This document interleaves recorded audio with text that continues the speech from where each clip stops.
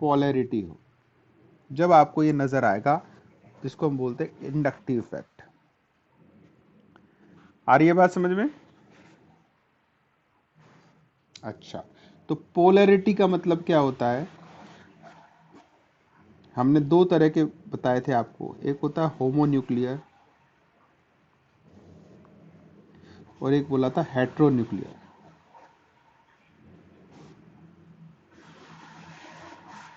Homonuclear दूसरा बताया था हेट्रोन्यूक्लियर। इसका मतलब जानते हो क्या?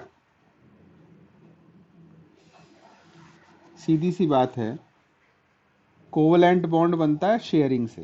होमो का मतलब अगर दोनों एटम सेम हो, इसको बोलते हैं होमोन्यूक्लियर, और दोनों एटम अलग अलग हो तो इसको बोलते हैं हेट्रोन्यूक्लियर। इतना सा डिफरेंस है दोनों में। बोलो, समझ में आया?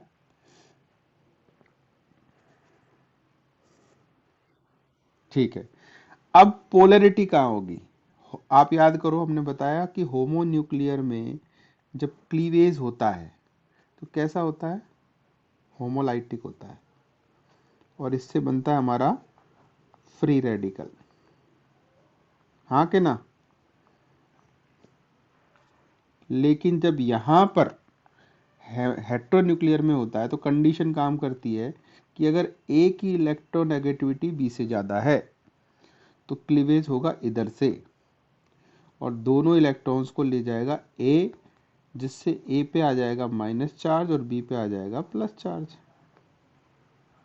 तो इसी को हम बोलते हैं पोलैरिटी, कि जब दो अलग अलग इलेक्ट्रोनेगेटिविटी के जब दो अलग अलग इलेक्ट्रोनेगेटिविटी के एटम एक साथ जुड़े हुए हैं तो शेयर्ड जो, यानी जो शेयरिंग से जो बनाया था ना, उसको अपनी तरफ खींचने की कोशिश करते हैं। समझो इस बात को। मान लो हमारे पास एक कंपाउंड है CH3Cl। अब एक कंपाउंड है हमारे पास, कार्बन दिख रहा है आपको ये वाला? हाँ के ना? और दूसरा हमको दिख रहा है Cl, हेलोजन। सब जानते हैं कि इलेक्ट्रोनेगेटिविटी किसकी ज्यादा है, बताओ जरा? कार्बन की है, हेलोजन की ज्यादा होती है। तो हेलोजन इलेक्ट्रोनेगेटिविटी का मतलब क्या है? कि इन दोनों के बीच जो इलेक्ट्रॉन हैं उनको जो ज्यादा खींचेगा वो ज्यादा इलेक्ट्रोनेगेटिव है। हाँ के ना? यानी कि ये जो इलेक्ट्रॉन है, देखो जनरली एक जो बॉन्ड होता है वो एक लाइन नहीं है, मैंने पहले ही बताया, ये एक एरिया होता है इस तरह का। और यहां पर ये जो दोनों इलेक्ट्रॉन आप बता रहे हो ना, कहीं भी हो सकते हैं। अब इसमें ये इस तरह से नजर आ रहा है कि दोनों की तरफ बराबर हिस्सा है, लेकिन अगर हम हेट्रो न्यूक्लियर लेंगे जैसा कि ऊपर लिया है तो ये बॉन्ड ऐसा ना रहकर कुछ ऐसा हो जाता है। देखो, इसका मतलब क्या हुआ कि ज्यादा समय तक इलेक्ट्रॉन किसकी तरफ है? क्लोरीन की तरफ। हाँ के ना? इसको हम बोलते हैं पोलैरिटी। क्या बोलते हैं इसको हम?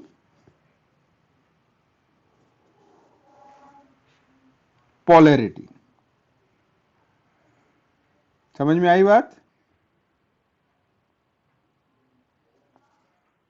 हाँ। अब क्या हुआ, जिस पर जो ज्यादा खींच रहा है, जो ज्यादा इलेक्ट्रॉन, उस पर लिखेंगे माइनस डेल्टा, और जो जिस पे कमी हो रही है उसको हम लिखेंगे प्लस डेल्टा। समझ में आ गई बात?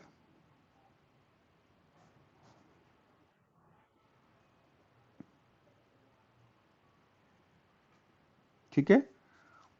तो ये जो पोलराइजेशन है, इसका मतलब ये जो सिग्मा बॉन्ड है, ये जो सिग्मा कोवलेंट बॉन्ड है, ये पोलराइज हो गया। ठीक है।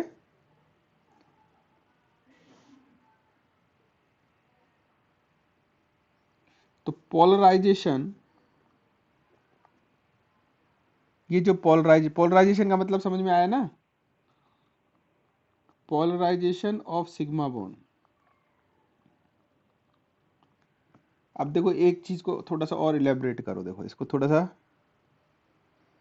क्या होगा कि ये C, ये Cl, और इस C से जुड़ रहे हैं कितने, 3H, हाँ के ना, है ना। अब ये C पे हो गया माइनस डेल्टा, अब बच गए दो, कार्बन और हाइड्रोजन। तो ये इधर खींचेगा तो कार्बन पे पॉजिटिव चार्ज आएगा, लेकिन अगर हम कार्बन और हाइड्रोजन की पोलैरिटी वो देखें, चेक करें इलेक्ट्रोनेगेटिव, तो कार्बन की ज्यादा है, तो यानी ये भी क्या करेगा, इन इलेक्ट्रॉन्स को अपनी तरफ खींचेगा, है कि नहीं। तो इसका मतलब क्या हुआ, कि जो पोलैरिटी है, समझो कि इसने जो पोलैरिटी क्रिएट करी है वो यहां से इस हाइड्रोजन वाले बॉन्ड तक भी पहुंची, हाँ के ना, पहुंच गई ना।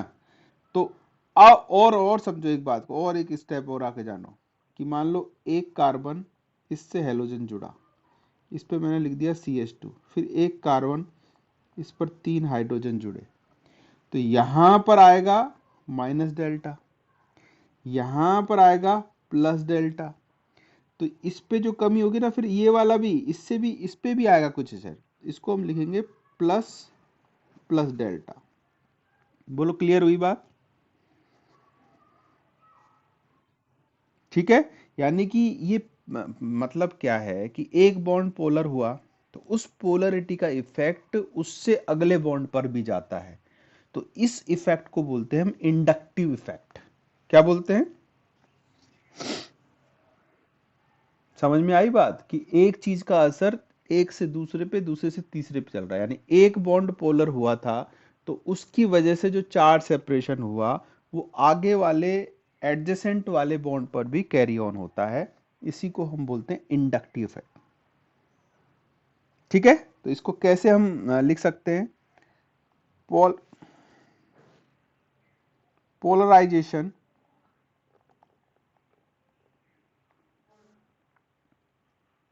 Of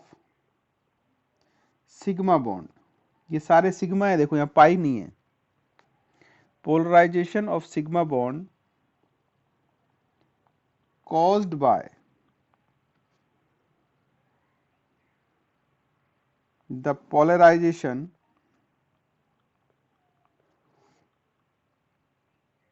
of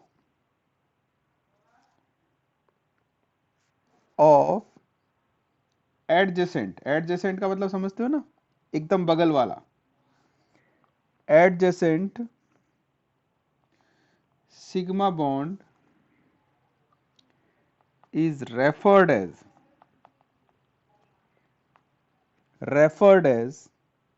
the inductive effect. बोलो बात समझ में आई या नहीं आई आपको, बोलिए।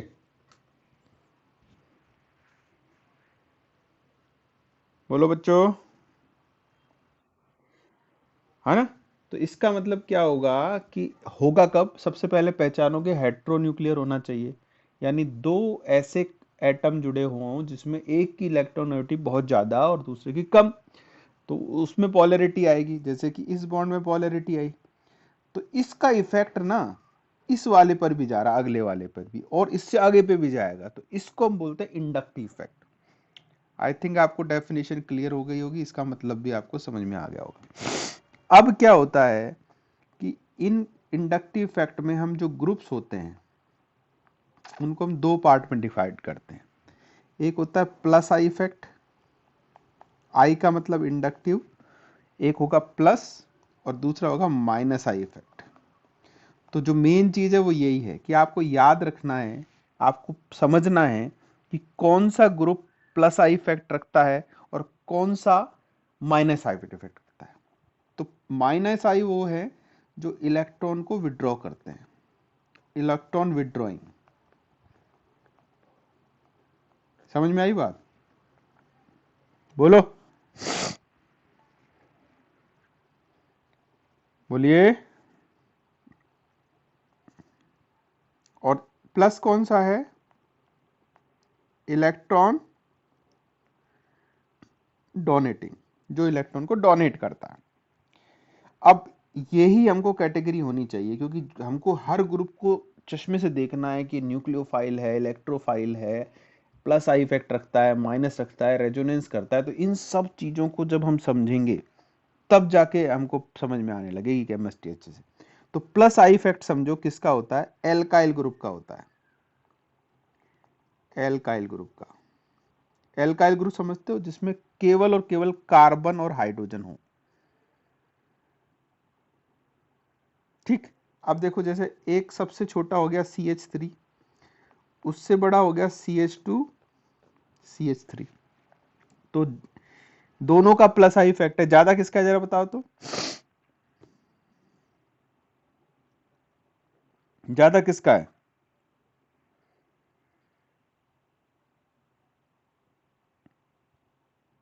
बोलो।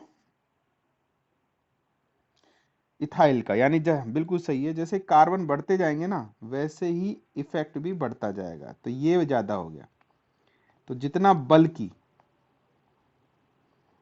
इसको बोलते हैं बल्कि, मतलब बड़ा भारी ग्रुप बढ़ेगा तो प्लस आई इफेक्ट भी उसका बढ़ जाएगा। तो एक कैटेगरी हो गई प्लस आई वाली।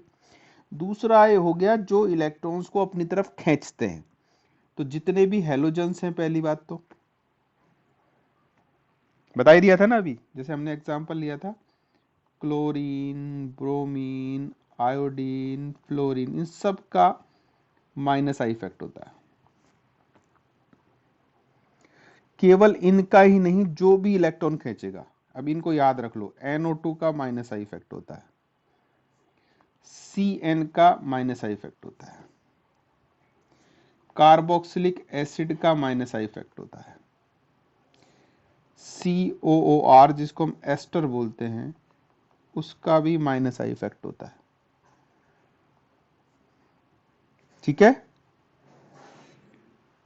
ईथर का भी माइनस आई इफेक्ट होता है। अब आप समझो कि ये मतलब हुआ क्या। देखो फिर से एक बार चेक करते हैं। ये है कार्बन, कार्बन पे मैंने जोड़ा नाइट्रोजन। सुनाई दे रहा है सबको? आप देखो, समझना इसको ढंग से। कार्बन, इस पे जोड़ा हमने NO2, इसको ऐसे समझ लो आप। अब क्या है कि हमने पढ़ा कि जो इलेक्ट्रोनेगेटिविटी होती है ना, उसका ऑर्डर है FON। इन तीन चीजों की सबसे ज्यादा होती है। हाँ कि ना बोलो।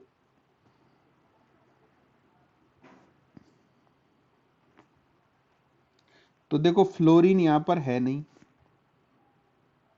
लेकिन नंबर 2 और नंबर 3 तो है। तो ये क्या करेगा, देखो, ये ऑक्सीजन खींचेगा, इधर नाइट्रोजन खींचेगा। अब दो दो बॉस मिल गए यहां पर। तो ये क्या करेंगे, इस बॉन्ड को पोलर कर देंगे। तो इस पर माइनस डेल्टा आएगा कि नहीं आएगा इस ग्रुप पे? और तो बगल वाले पे क्या आएगा, प्लस डेल्टा।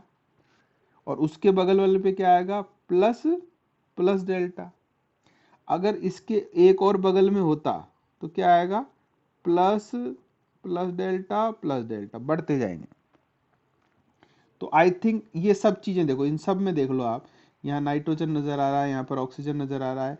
ये वजह यही है कि जब इलेक्ट्रोनेगेटिविटी ज्यादा होती है तो उसी से ही इंडक्टिव इफेक्ट क्रिएट होता है। बोलो, बात समझ में आई कि नहीं आई? सबको क्लियर हो गया ये? ठीक है, ओके। ये चीजों को स्टेबिलिटी के बताने के लिए, रिएक्शन कैसे हो रही है, क्यों हो रही है, ये ज़्यादा क्यों हो रही है, ये कम, अब धीरे धीरे सीखोगे, इसके लिए घबराना नहीं है। पहले जान लो, पहचानना सीख लो, याद कर लो कि इन ग्रुप्स का ये इफेक्ट होता है। तो एक पॉइंट क्लियर हो गया हमारा, इंडक्टिव इफेक्ट। बोलो किसी को कोई दिक्कत हो तो। है कोई दिक्कत? कोई सवाल हो आप पूछ सकते हो, बोलिए।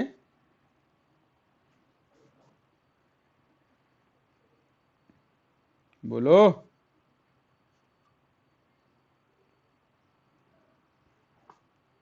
मेरी आवाज आ रही है क्या? हाँ तो बोलो ना, सवाल है तो पूछो, नहीं है तो आगे बढ़ते हैं। बढ़े आगे। चलो नेक्स्ट इफेक्ट देखो, इलेक्ट्रोमेरी इफेक्ट, इलेक्ट्रोमेरिक इफेक्ट। इफेक्ट ये समझो ये कब होगा, ये कब होगा जब आपके सिस्टम में कंपाउंड के अंदर, ध्यान सुनो, compound having multiple bond, multiple bond. और मल्टीपल बॉन्ड का मतलब क्या होता है, डबल और ट्रिपल बॉन्ड, या इसको हम बोल सकते हैं अनसैचुरेशन। समझ में आ गई कि बात नहीं आई, बोलो।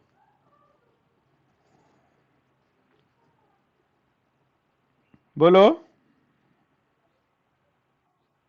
ठीक है, अब एक चीज और समझ लो कि कोई भी कंपाउंड ऐसा नहीं हो सकता कि जिसके अंदर सारे के सारे मल्टीपल बॉन्ड हों। जरूर उसमें एक मल्टीपल के बगल में एक सिंगल बॉन्ड होगा, ये जरूरी घटना है कि नहीं है, बोलो। समझ में आ गई बात? क्यों है देखो ऐसा, कि हम जानते हैं कि कार्बन की वैलेंसी कितनी होती है, कितनी होती है कार्बन की वैलेंसी, 4 होती है। अब मान लो मैंने ये ए कार्बन लिया, ये बी कार्बन लिया, और यहां पर लगा दिया डबल बॉन्ड, तो दो तो इधर ब्लॉक हो गई, तो बचा एक सिंगल, एक सिंगल। ठीक है ना? अब आप कहोगे सर यहां भी तो डबल, भैया अगर अगला अगर कार्बन होगा तो ही तो डबल लगा सकते हो, क्योंकि यहां आप लगा रहे हो हाइड्रोजन, तो हाइड्रोजन की तो कैपेसिटी क्या है, सिंगल बॉन्ड बनाने की। यस के नो? समझ में आ गया? अब देखो, ये आपको समझ में आ गया कहां होगा, ऐसे कंपाउंड जिन पर मल्टीपल बॉन्ड होते हों। मल्टीपल का मतलब डबल या ट्रिपल, और उसमें भी आप हाईलाइट रखो डबल को, ये थोड़ा रेयर है। अब कब होगा इलेक्ट्रोमैग्नेटिक इफेक्ट, हमने दो तरह की स्पीसीज पढ़ी थी, एक पढ़ा था E प्लस और एक पढ़ा था Nu माइनस। बताओ ये क्या है? इलेक्ट्रोफाइल और न्यूक्लियोफाइल, मतलब ऐसा कोई भी एटम जिसपे प्लस चार्ज हो, जैसे कि H प्लस है मान लो, और ऐसा कोई भी एटम जिस पर माइनस चार्ज हो, माना कि Cn माइनस है बात समझ में आ गई बात?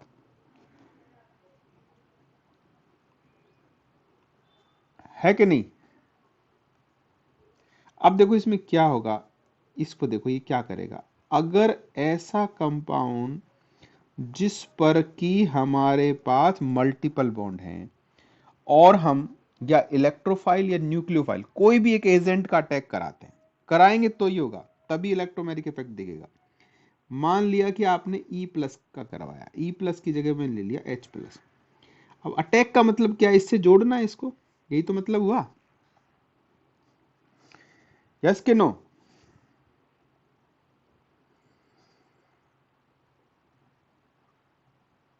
बोलो।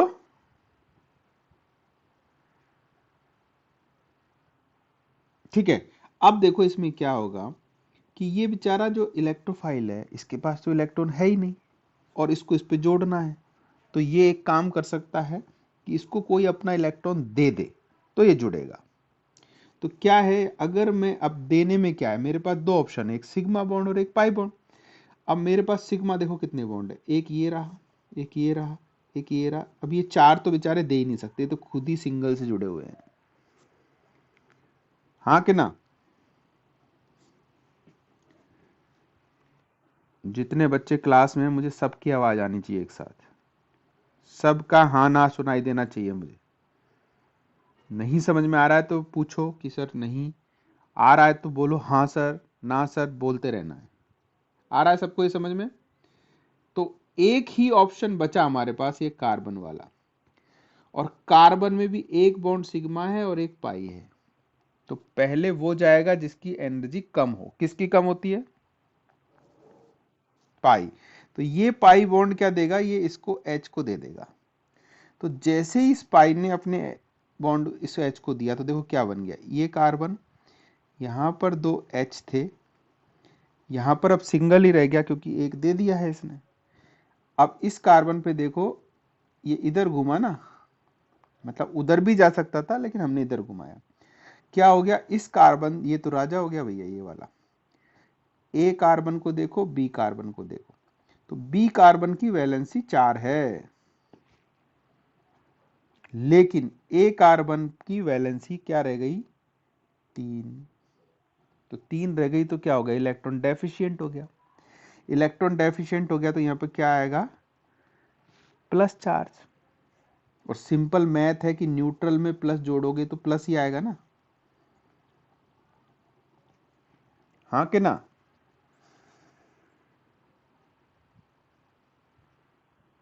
ठीक है, तो इस तरह के इफेक्ट को हम बोलते हैं पॉजिटिव इलेक्ट्रोमेरिक इफेक्ट।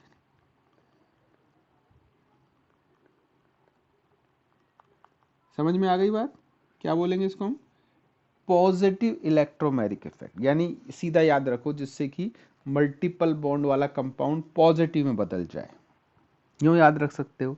या जिसमें पॉजिटिव स्पीसीज इलेक्ट्रोफाइल अटैक कर रहा है, यूं याद रख सकते हो। आ गई बात समझ में।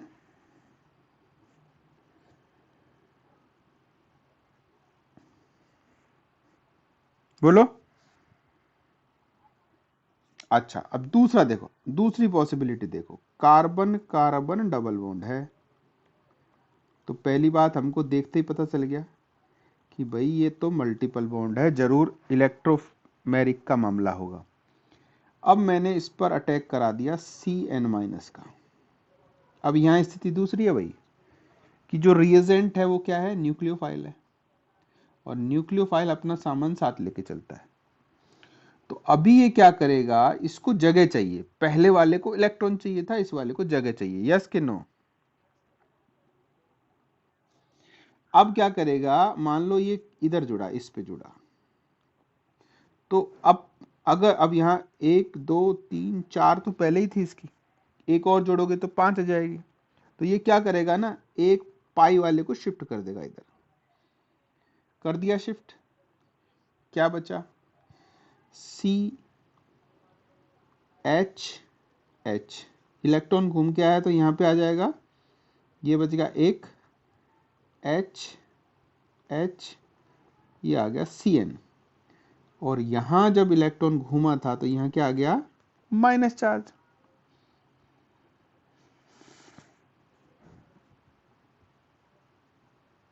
ठीक है,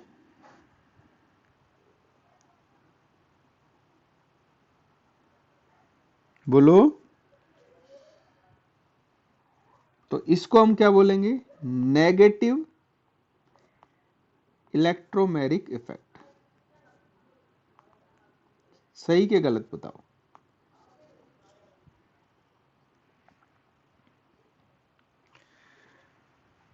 सही है ना।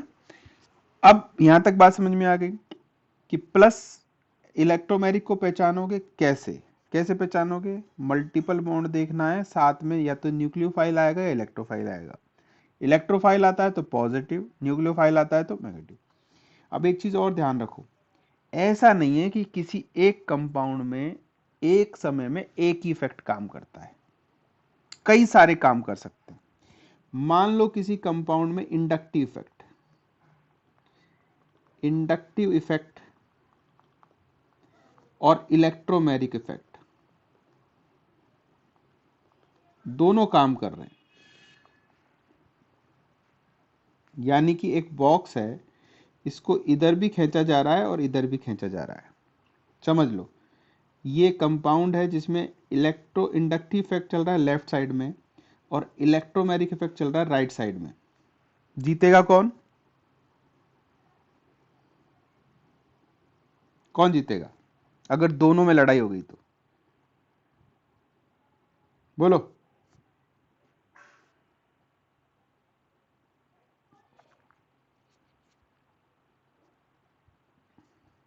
को बिल्कुल ये ध्यान रखना है कि अगर ऐसी सिचुएशन बन जाए तो इलेक्ट्रोमेरिक इफेक्ट ही प्रोमिनेंट इफेक्ट होगा। इलेक्ट्रोमेरिक क्या होगा, प्रीडोमिनेंट या प्रोमिनेंट बोलेंगे इसको, ये प्रीडोमिनेंट इफेक्ट होगा।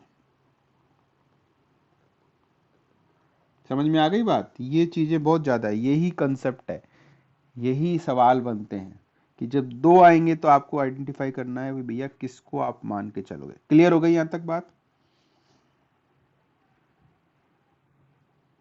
क्लास में कितने बच्चे हैं अभी?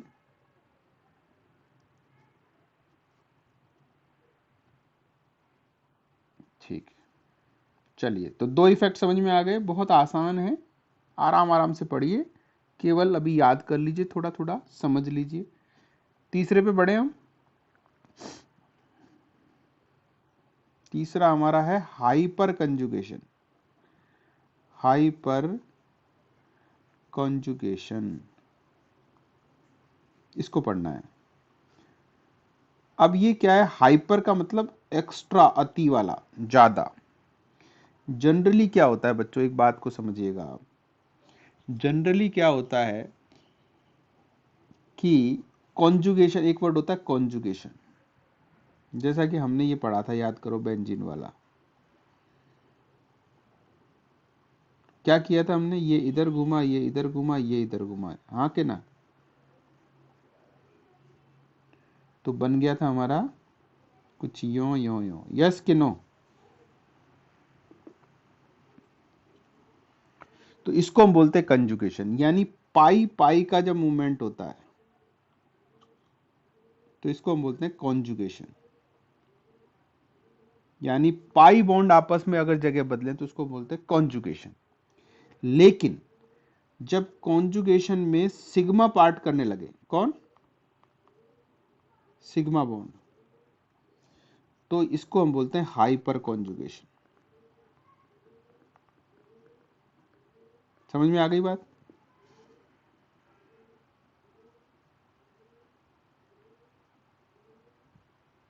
समझ में आई कि नहीं आई, बोलो। इसको मैंने पहले ही बताया था, हमने जब कार्ब कैटायन आपको पढ़ाया था तो याद कीजिए, हमने कहा कि मान लो कि 3 डिग्री कार्ब कैटायन है, याद करना, पहले इसीलिए मैंने उसको पढ़ा दिया कि ये रिवीजन का रिवीजन और टॉपिक का टॉपिक। ये हमारा 3 डिग्री कार्ब कैटायन है कि नहीं है? तो हमने ये भी कहा था, याद हो तो आपको, 3 डिग्री सबसे ज़्यादा स्टेबल होता है, फिर 2 डिग्री होगा, फिर 1 डिग्री होगा, और सबसे कम होता है मिथाइल। यस के नो? तो ऐसा क्यों? क्योंकि इसमें हाइपर कंजुगेशन है। अब हाइपर कंजुगेशन देखो कि यहाँ पर आपको कितने कार्बन नजर आ रहे हैं सिस्टम में? हमको नजर आ रहे हैं एक, ये रहा ए, बी, सी और डी, दिख रहे? 4 नजर आ रहे हैं।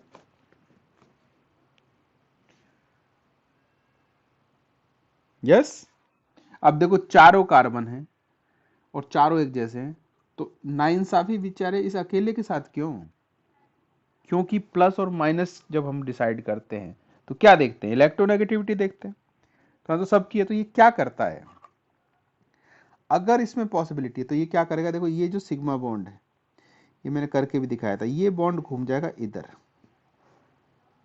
ये बॉन्ड जब इधर घूमेगा तो समझो इस घटना को कि कार्बन के यहां आ गया डबल बॉन्ड, इस कार्बन पर बच गया H, बच गया H, और ये H ऐसे बच गया और यहाँ पे आ गया +4, क्योंकि इसका बॉन्ड जो था ना वो हमने नीचे ले लिया। ध्यान से देखना इस बात को, और बाकी जो है वो वैसे के वैसे बच गए।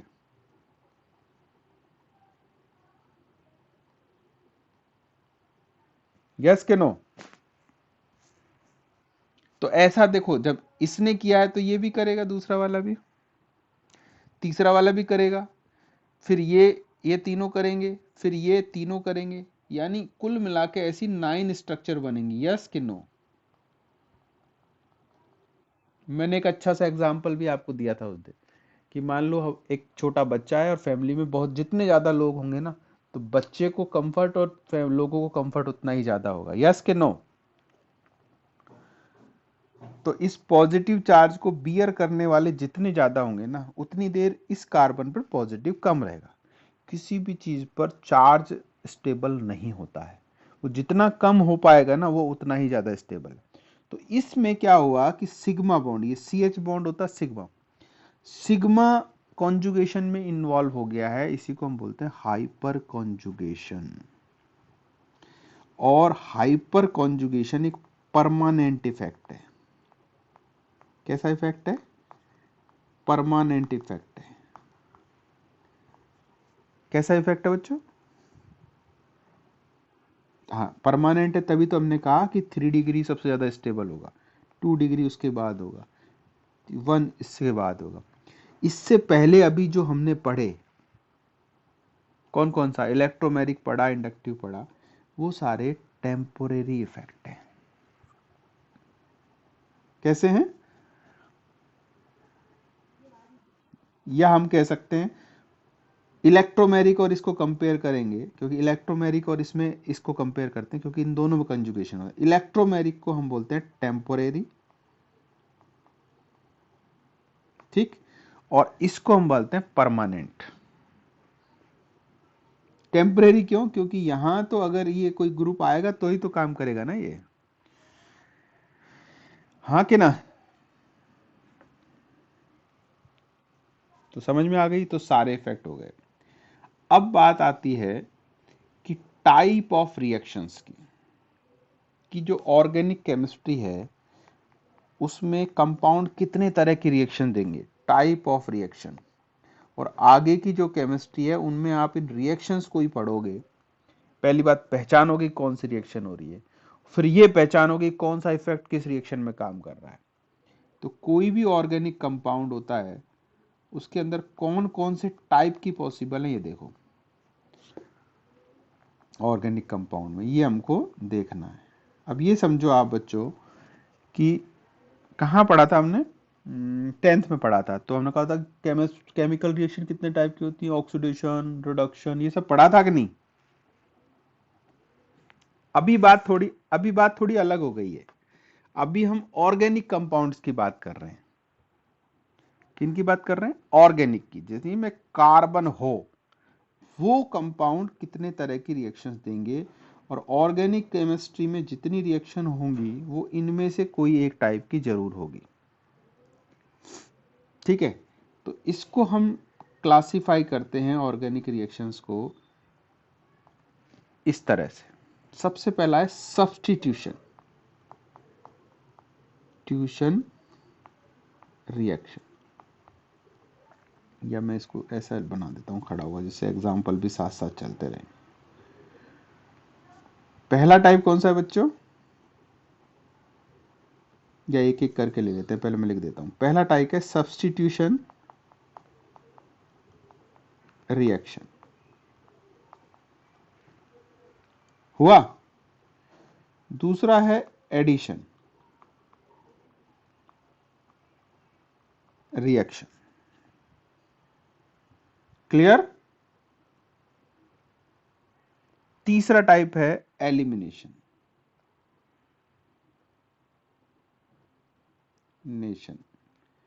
रिएक्शन, बहुत आसान आसान है। और चौथा है रीअरेंजमेंट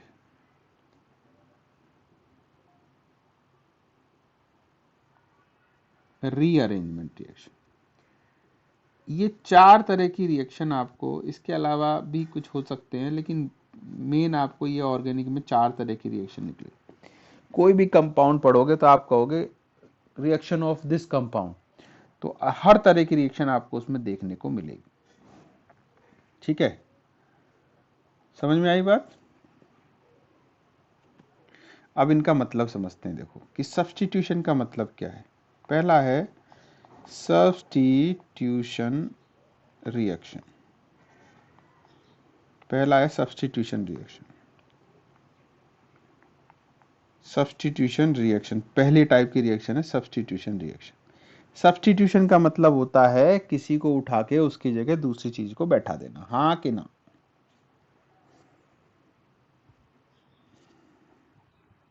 तो इसको हम 2 पार्ट में डिवाइड कर सकते हैं। पहला है इलेक्ट्रोफिलिक सब्स्टिट्यूशन,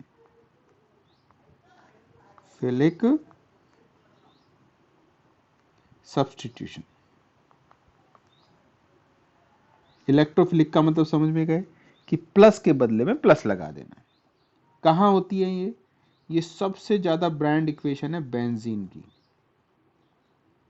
बेंजीन इसको ब्रांडिंग में देता है। देखो यहाँ क्या होगा बेंजीन में, शायद मैंने पहले भी, यहाँ ये H है, इसका रिएक्शन आपने कराया क्लोरीन से, तो यहाँ क्या होगा, H हटेगा, क्या लग जाएगा, Cl।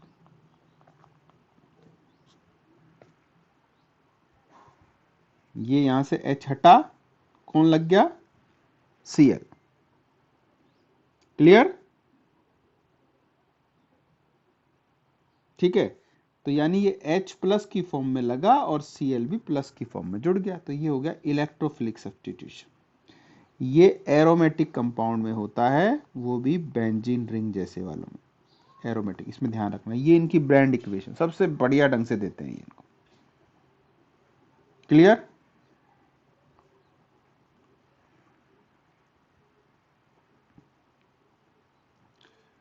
Clear clear.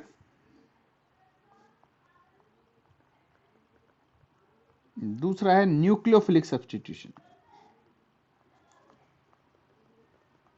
Nucleophilic substitution, इसमें क्या हो गया, ये स्ट्रेट लाइन कंपाउंड, जैसे कि आपने लिख दिया CH3Cl और इसका हमने रिएक्शन करा दिया OH माइनस से। सब जानते हैं कि OH माइनस है तो Cl कोई कम थोड़ी है, Cl भी तो माइनस है। तो आपने इस Cl को सब्स्टिट्यूट करा दिया OH से, क्या बना, CH3OH। यस,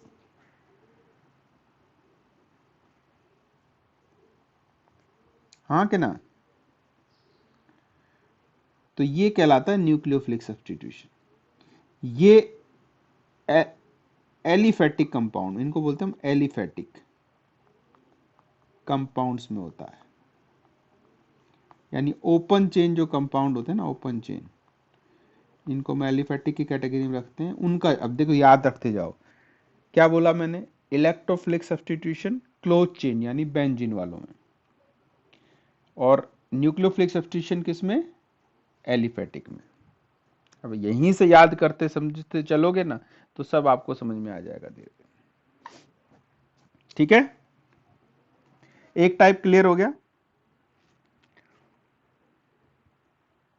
चलिए दूसरा टाइप क्या था बोलो। दूसरा टाइप था हमारा एडिशन, नाम से ही पता चल रहा है जोड़ना है, एडिशन रिएक्शन। अब भी जो मैंने बताया था ना एडिशन, इसको भी हम दो पार्ट में डिवाइड कर सकते हैं, इलेक्ट्रोफिलिक एडिशन और दूसरा होगा, अभी अभी तो इलेक्ट्रोमेरिक इफेक्ट बताया था ना, वो यही था, न्यूक्लियोफिलिक एडिशन। यानी यहां क्या करना है आपको, मल्टीपल बॉन्ड में कुछ ऐड करना है, तो उससे क्या बनेगा, सिंगल बॉन्ड कंपाउंड बन जाएगा। याद करो अभी अभी क्या बताया था,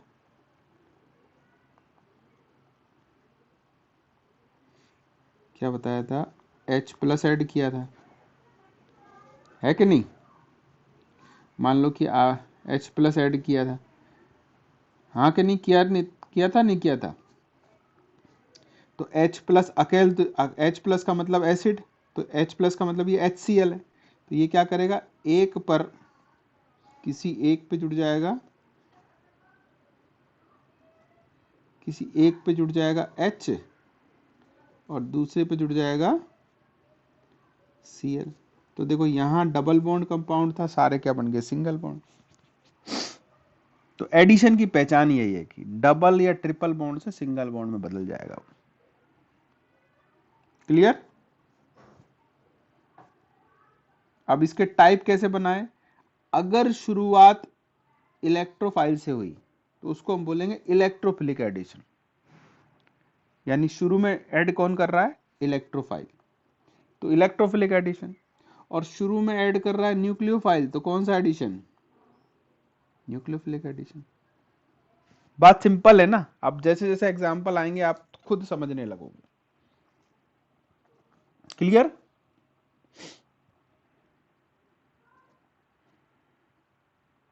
अच्छा, अब तीसरा टाइप देखो, तीसरा इसका उल्टा है। तीसरा बोला था हमने एलिमिनेशन, एलिमिनेशन का मतलब ही होता है रिमूवल। यहां क्या होगा, सिंगल बॉन्ड से मल्टीपल बॉन्ड बनेगा।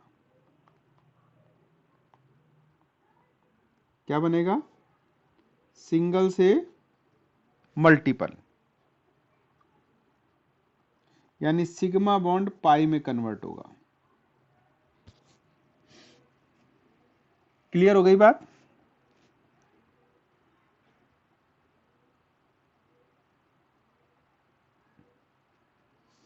एग्जाम्पल से होगी। देखो, मान लो हमारे पास है CH3CH2OH, ये रिएक्शन है, आपने पढ़ी है।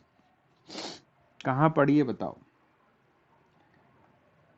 बताओ कहां पढ़ी है? क्लास 10th में पढ़ी थी कि एल्कोहल में कंसंट्रेटेड H2SO4 डालते हैं तो क्या बनता है, एल्कीन। याद आ रहा है कि नहीं आ रहा है, बोलो बोलो भाई, हाँ कि ना?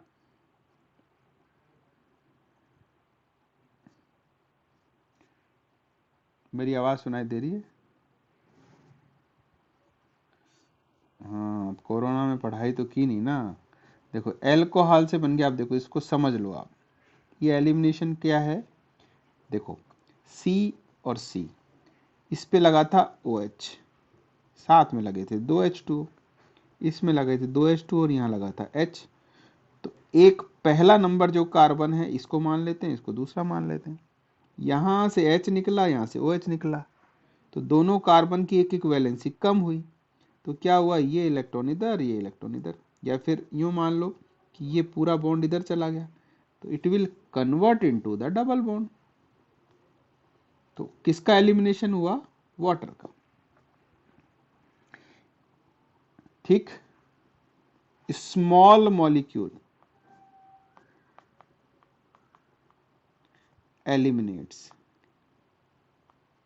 ऐसी रिएक्शन जिसमें कोई सिंगल बॉन्ड से डबल या ट्रिपल बॉन्ड बन रहे हो और एक मॉलिक्यूल क्या हो रहा हो, एलिमिनेट हो रहा हो।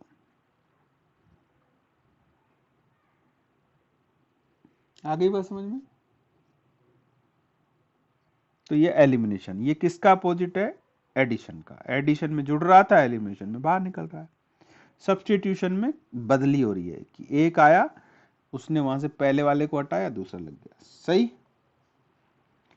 लास्ट है रीअरेंजमेंट रिएक्शन।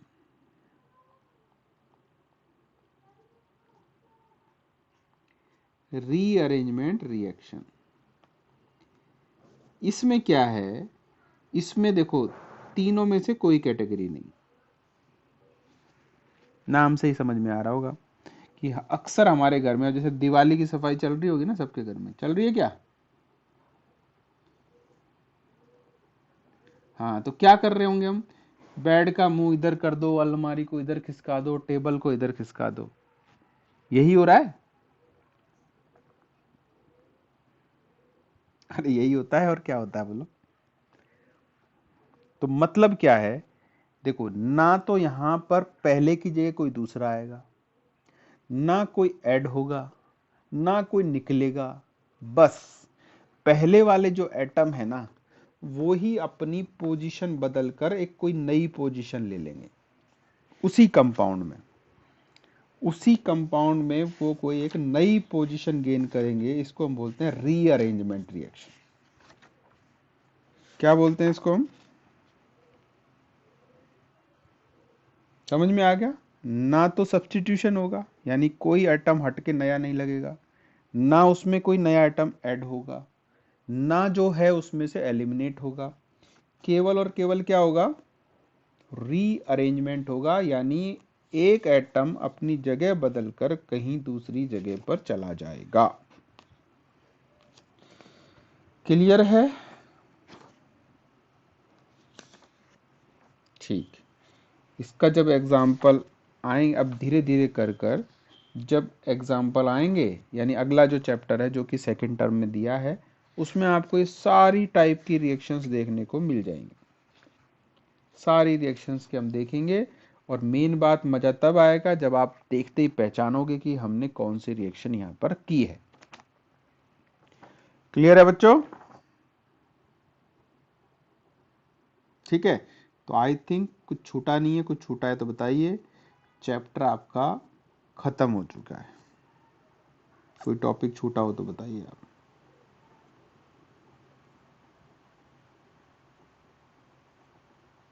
है छूटा हुआ?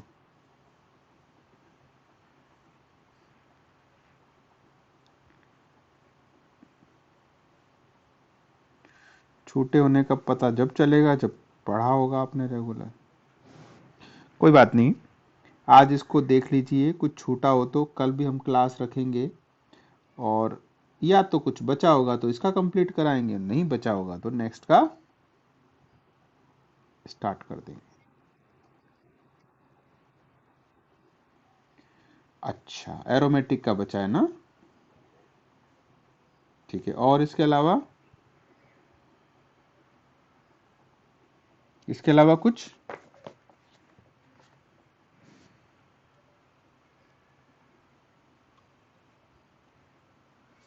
इसके अलावा भी है कुछ?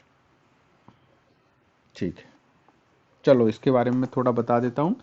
और जैसे ही हमारा ये खत्म होगा ना, उसके बाद हम नोमेनक्लेचर, ये ऐसी चीजें कि बहुत लंबे तरह में और अच्छे अच्छे एग्जाम्पल में बताऊंगा मिक्स वाले। चलो देख लेते हैं हम। एरोमेटिक कंपाउंड्स जो होते हैं उनका नोमेनक्लेचर। एरोमेटिक में जो हमारे पास एग्जाम्पल है वो है बेंजीन, और बेंजीन की आप शक्ल पहचान लो, इसको हम बोलते हैं बेंजीन। ठीक है, अब देखो इसमें क्या है कि बेंजीन में कितने कार्बन है बच्चों? 6 हैं। देखो 1 2 3 4 5 6, और हर जगह ना एक एक हाइड्रोजन भी जुड़ा हुआ है। तो अगर हम इसका फॉर्मूला लिखेंगे तो ये लिखेगा C6H6। सही कि गलत? सही है ना? हाँ, अब इंपॉर्टेंट बात समझो कि बेंजीन में क्या होता है ना, कि एक ही चीज पॉसिबल है कि अगर कुछ बनाएंगे हम, ये तो इसका नाम तो बेंजीन हो गया, इसको तो सब जान गए, इसका नाम बेंजीन है। अब नया कंपाउंड कैसे बनेगा कि हम, एक ही ऑप्शन है, अभी बताया था कौन सी रिएक्शन देता है ये, इलेक्ट्रोफिलिक सब्स्टिट्यूशन। इलेक्ट्रोफिलिक सब्स्टिट्यूशन देता है, यानी आपको क्या करना है, एक H प्लस हटाना है, या तो आपके पास 6H है तो आप इनको हटा सकते हो और इसकी जगह कुछ नया लगा सकते हो। ठीक है, अब क्या किया मैंने, जैसे कि किसी एक H को हटाया, किसी एक H को हमने हटाया और हमने लगा दिया CH3। लगा सकते हैं? बोलो। अब यहां एक बात ध्यान से सुनना, इन कंपाउंड्स के आईयूपीएसी का तो अपना नोमेनक्लेचर है ही, साथ साथ कुछ जनरल नेम है जिसको भी आईयूपीएसी ने एक्सेप्ट किया है, वो भी मतलब उतनी ही इंपॉर्टेंट है जितने की उसका आईयूपीएसी ने। अब हमने आपको क्या बताया था भैया, सिंपल वही फॉर्मेट है, समझो कि मेन रिंग है हमारी बेंजीन, याद करो, और ये जो हो गया CH3 क्या हो गया, सब्स्टिट्यूशन। तो नाम में क्या करते हैं हम, पहले लिखते हैं सब्स्टिट्यूशन को और बाद में लिखते हैं हाइड्रोकार्बन को। तो सब्स्टिट्यूशन कौन है जरा बताओ तो, ये क्या है, इसको क्या बोलते हैं हम, मिथाइल। तो हो गया मिथाइल और बेंजीन। एक बात तो ये हो गई। अब इस कंपाउंड को इन्होंने नाम दे दिया टॉलुइन। ये भी एक्सेप्टेबल है, यानी आईयूपीएसी का नाम तो यही है लेकिन ये भी उतनी यूटिलिटी रखता है, यानी इनसे ज्यादा होता है क्वेश्चन। याद रखो कि जब CH3 जुड़ा हो तो उसको बोलेंगे टॉलुइन। बहुत आसान है, ये तो सबसे ज्यादा आसान है। अब देखो दूसरा करते हैं। ये हमारा बेंजीन रहा, हमने फिर एक H हटाया, ग्रुप लगा दिया OCH3। बताओ नाम क्या होगा? ईथर बन गया ये। देखो क्या करते थे ईथर में हम, कि ऑक्सीजन को कम कार्बन के साथ भगा देते थे और जो बचा है उसका नाम लिख देते थे। हाँ कि ना?